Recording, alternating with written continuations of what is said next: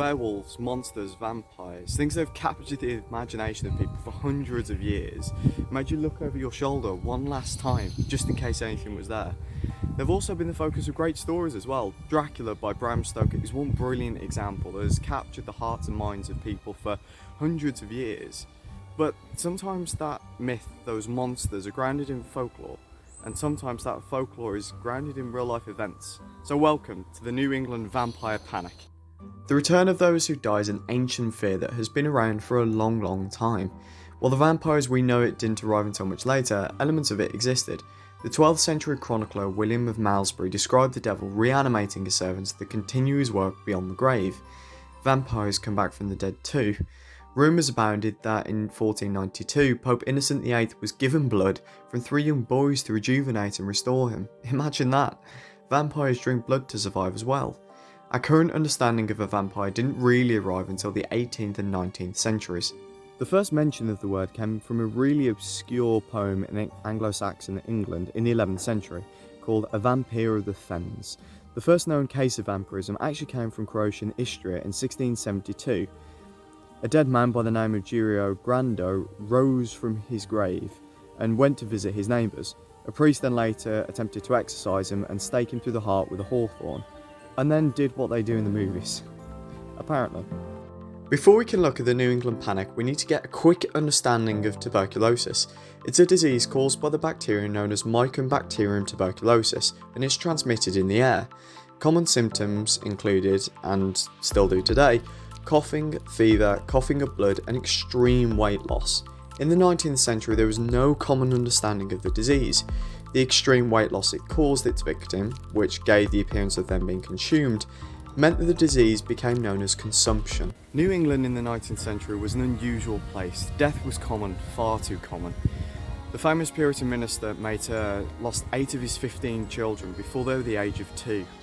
Superstitions also ran rampant in England. For example, many relatives made sure that all the doors and windows of their houses were open when their relative died, to make sure that the soul could actually escape and move on to wherever it was going to in the afterlife. In heaven, hell, it didn't matter. The point was they had to ensure that the doors and windows were open.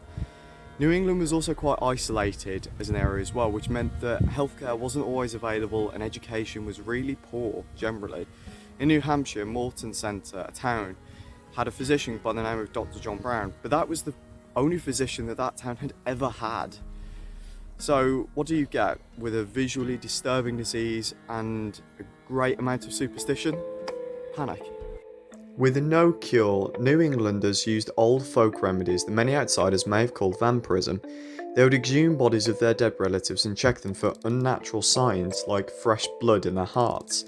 This was because TB, tuberculosis, often quickly spread among family members as it was transmitted through the air.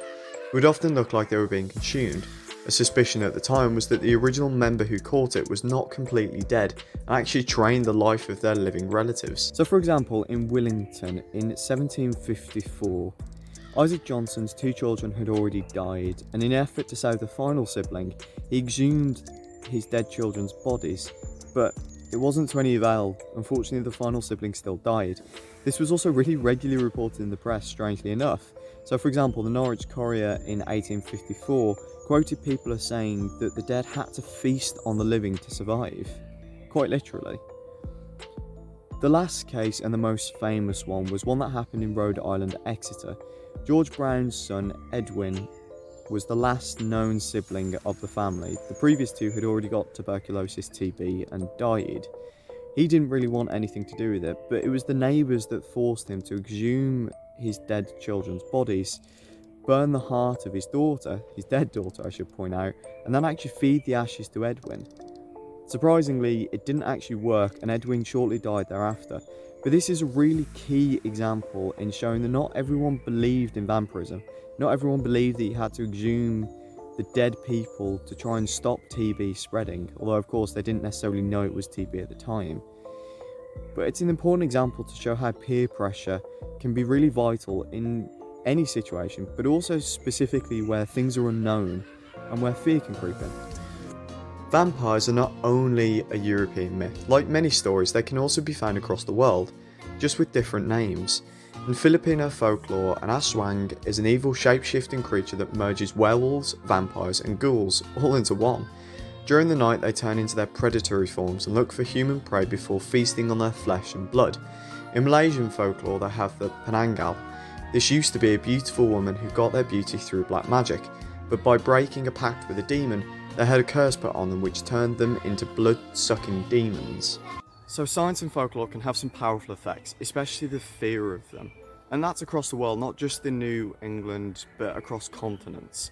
Superstitions and the fear of the unknown are always present. The people of New England could have been helped by a greater understanding, more knowledge, even when the bacterial cause of TB was discovered in 1882. Even then they still struggled a little bit with trying to find another explanation, trying to find another solution than vampirism. So maybe that's the answer. Or maybe you should take a stake in holy water just as backup.